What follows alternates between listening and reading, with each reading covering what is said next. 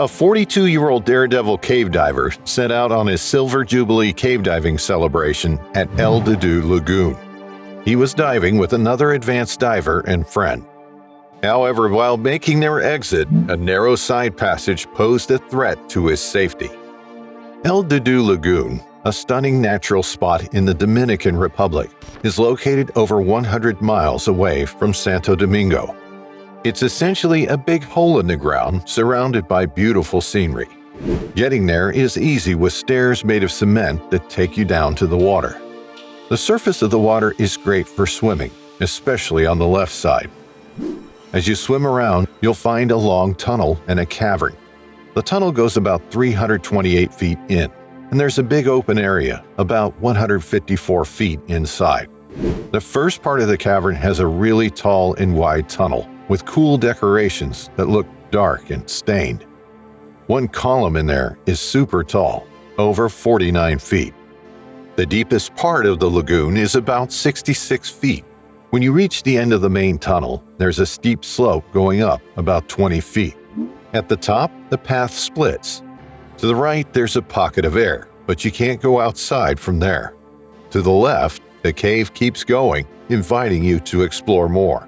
Continuing along the main tunnel, the cave gradually narrows, and you pass through a fascinating stretch adorned with peculiar dark stalactites. This unique section adds an extra layer of intrigue to your underwater journey before the tunnel widens once more. As you progress through the remainder of the dive, you'll notice a lack of elaborate decorations, and the depth becomes more manageable, averaging only 20 to 23 feet. After approximately 45 minutes of exploration, you reach the conclusion of the tunnel, leading up to another entrance known as the Cueva de Lily. Here, a lively community of bats, snakes, and typical cave dwellers like whip scorpions and tarantulas awaits your discovery. While it's possible to exit through Cueva de Lily, it's not the most convenient option. On the way back, you have the opportunity to swim around the sinkhole's left side and delve into the cavern zone. This area comprises 2 additional tunnels leading to the third entrance, Pozo de los Caballos, before looping back toward the initial stairs. It's a thrilling underwater adventure attracting speleologists from various corners of the globe who seek to explore these intricate subterranean mazes. However, it's worth noting that sometimes these daring journeys can lead to unexpected challenges or even disasters. When talking about daring divers, 42-year-old Wes Smith's name naturally pops up. He was a diving enthusiast whose origins were in the Caribbean, but who lived in Canada. His love for diving took him to several key locations around the world, and this made him meet several divers. The day he became certified as a cave diver was one of his happiest, and he even threw a party. Ever since then, he had gone on almost 182 cave dives. It was on a similar journey that he met an equally daring diver, Graham.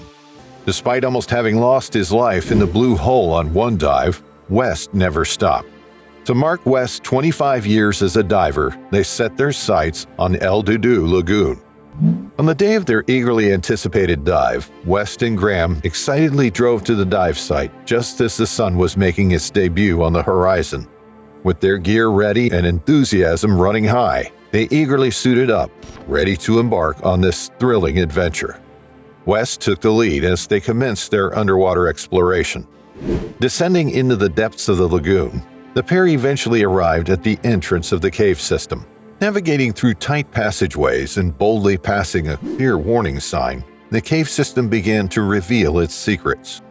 A vast tunnel unfolded before them, adorned with pillars, stalagmites, and stalactites, creating a mesmerizing underground landscape that seemed to stretch endlessly into the depths of the earth. As they continued their journey, West and Graham reached a spacious room within the cave, where they discovered a precious air pocket. They continued their dive because it would take them a total of 45 minutes before finally reaching the end of the cave system, which was their dive goal. During their journey, they navigated through a side passage, a tricky section where divers need to be super careful to avoid getting stuck. The National Speleological Society emphasizes that this narrow side passage is usually only attempted by divers equipped with side mount gear. As they went further into the cave, the surroundings became even tighter and more confined than when they first started. Despite the increasing challenges, they pressed on, eager to experience the thrill of reaching the final destination within El Dudu. Eventually, as their underwater exploration approached its conclusion, they stumbled upon an alternative exit known as the Cueva de Lily. This part of the cave unveiled a fascinating world filled with bats, tarantulas, scorpions, and snakes. However, sticking to their original plan to exit through the same route they came in from, West and Graham communicated through signals, turned around, and started their ascent back to the surface.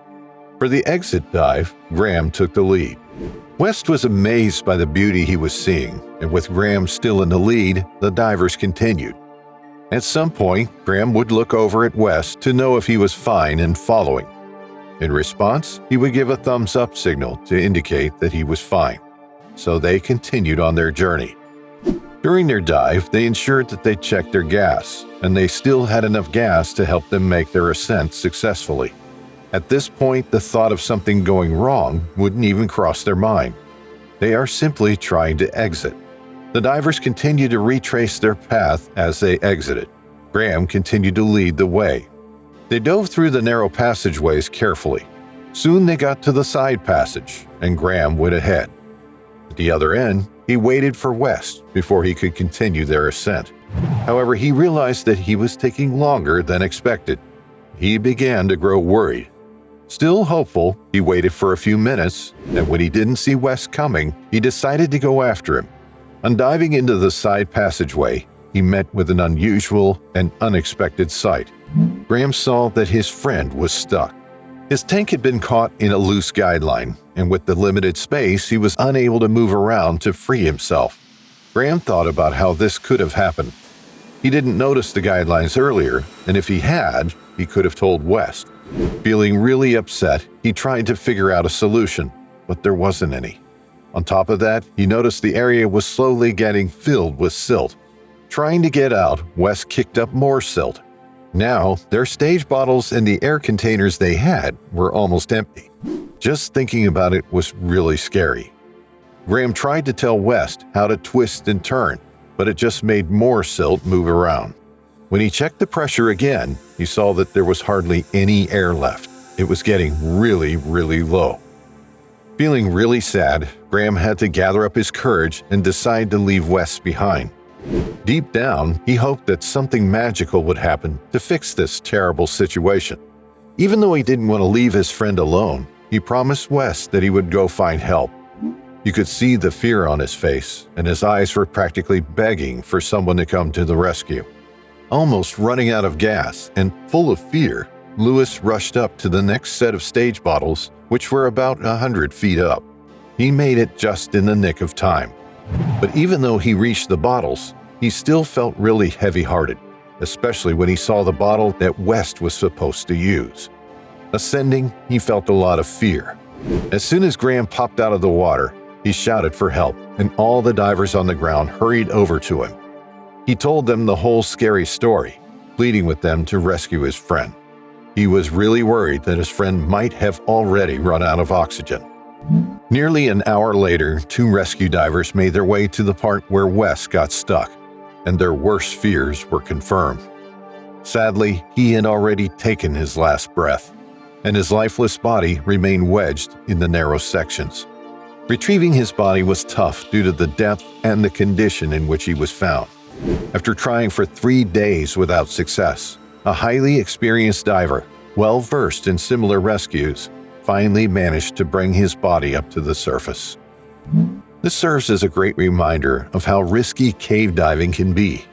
Even if you follow all the rules, nature might throw an unfair challenge your way. To all the diving enthusiasts out there, please be extra cautious on your next underwater adventure. We would like to thank you for watching this video. If you enjoyed watching, take a dive on the like and subscribe buttons and hit the bell icon so you get notified when we come back with another exciting cave diving story.